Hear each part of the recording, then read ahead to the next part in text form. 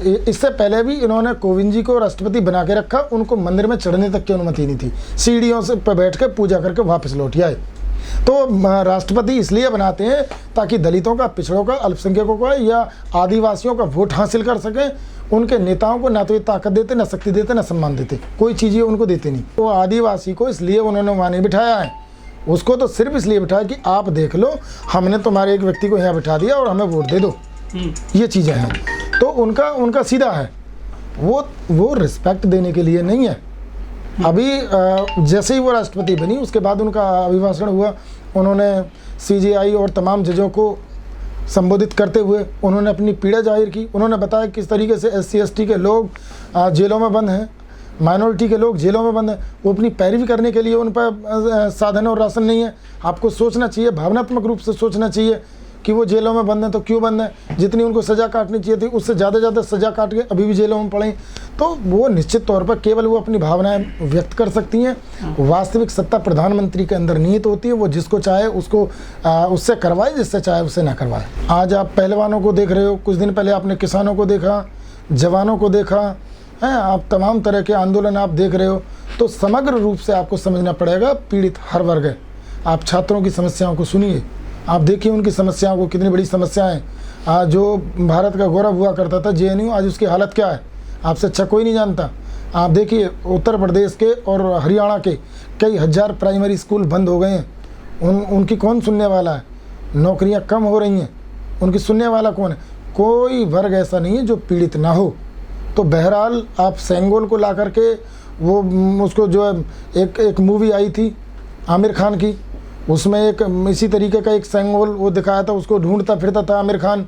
वही ये सेंगोल है, वही नाटकबाजी है, इससे ज़्यादा कुछ नहीं है। भारत का जो वास्तविक प्रतीक है वो धम्मचक्र है, अशोक की लाठ है, वही हमारी राष्ट्रीय मोहर है और आज भी है।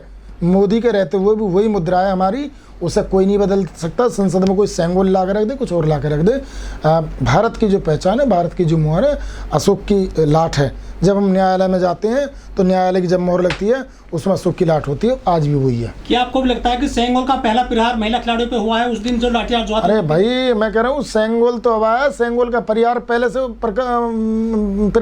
हो रहा है। 1 साल से ज़्यादा किसानों का धरना रहा, उन पर कितने प्रहार हुए? ये सेंगोल का ही प्रहार था। सेंगोल दिखाई आज दिया आपको। सेंगोल उसी दिन आ गया था जिस दिन मोदी आ गया था, और जिस दिन मोदी चला जाएगा ये सेंगोल वही दिन चला जाएगा।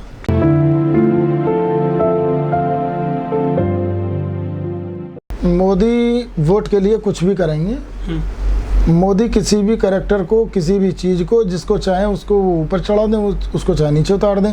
जिस दिन मोदी पहली बार सांसद बन के संसद में पहुंचे उस दिन भी उन्होंने लौट के नमस्ते किया था संसद को, और उसी संसद को उन्होंने हटा करके दूसरी बना दी। आज इस सेंगोल को लेके आए, कुछ दिन भी ये भी रिटायर हो गए, इन्हीं के सामने ये वापस हो जाना। जैसे 2000 के नोट को लाए वो वापस हो गया।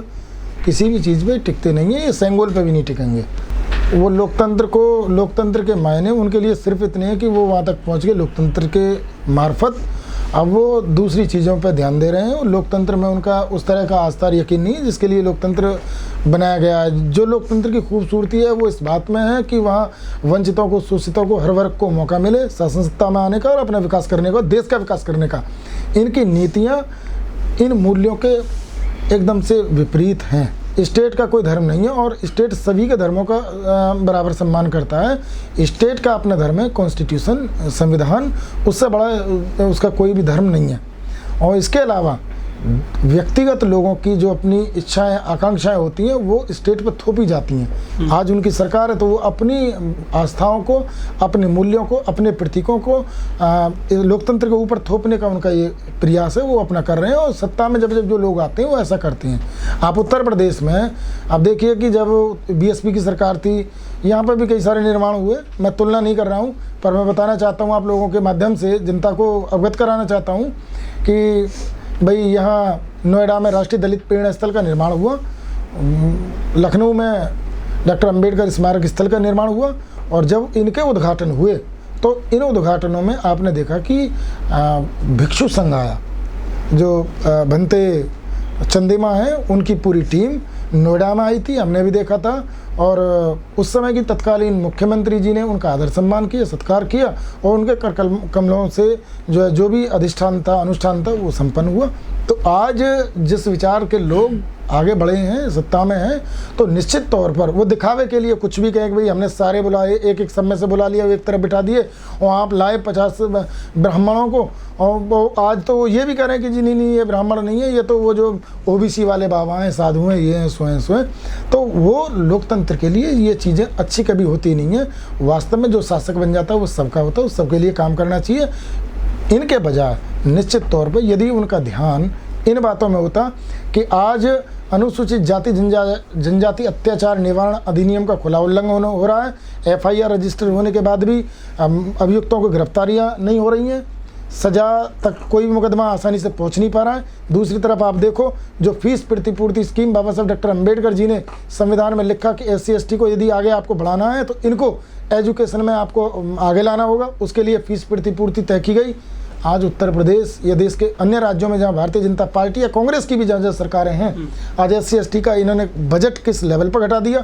और उस बजट को जब कांग्रेस की सरकार होती है तो वो कॉमनवेल्थ में खर्च कर देती है, इनकी गवर्नमेंट होती है तो उसे संसद में लगा देती है। SC ST के डेवलपमेंट का जो बजट है उसका एक खुला जो है उसका मजाक उड़ाते हैं, उन लोगों तक ये राहत पहुंचाते नहीं है, पढ़ाई लिखाई से उनको वंचित करते हैं।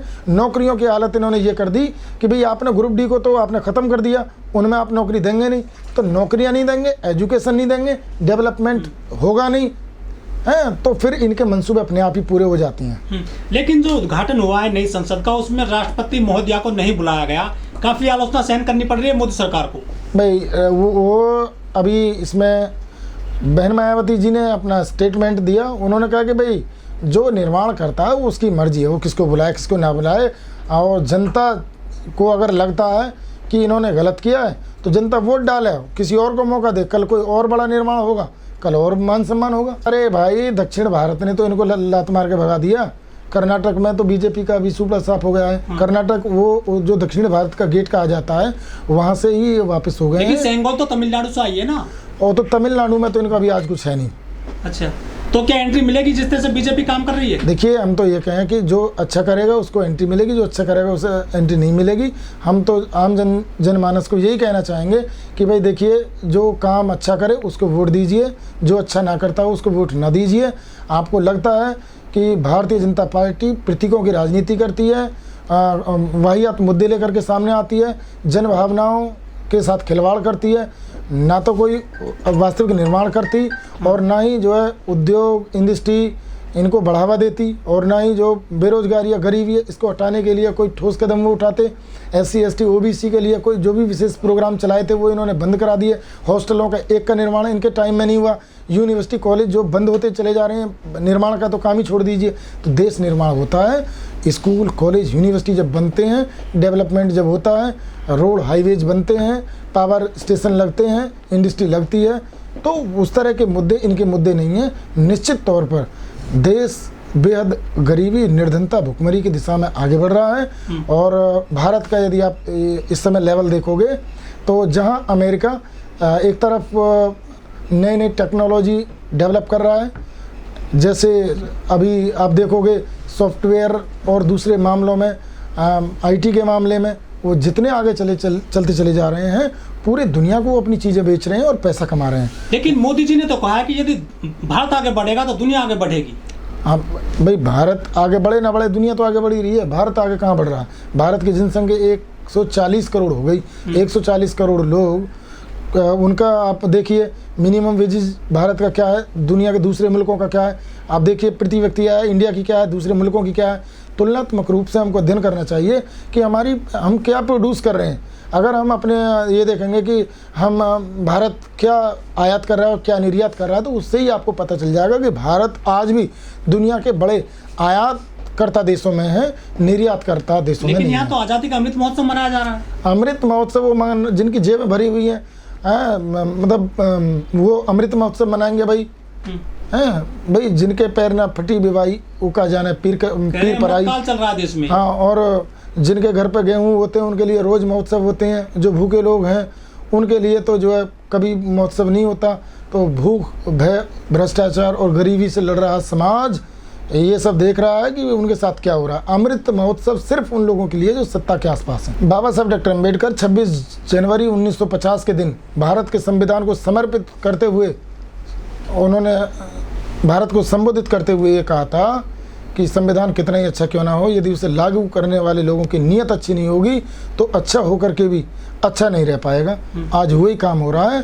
तो आज ऐसे निकम्मे नक्कारे लोगों को उनकी कीर्ति को गाने का काम किया जा रहा है। बाबा साहब डॉक्टर अम्बेडकर की प्रतिमा 14 अप्रैल को याद आती है, वोटों के टाइम पर याद आती है और बाकी टाइम पर उनको सावरकर याद आते हैं। जिस दिन ये उद्घाटन किया जा रहा था, छड़ लगाई जा रही थी संसद में, ये सेंगोल जो राजशाही का एक नमूना है, उसी दिन जो है जो महिला पहलवानों को जो है सड़क पर खसेड़ा जा रहा था संसद मार्ग के आसपास।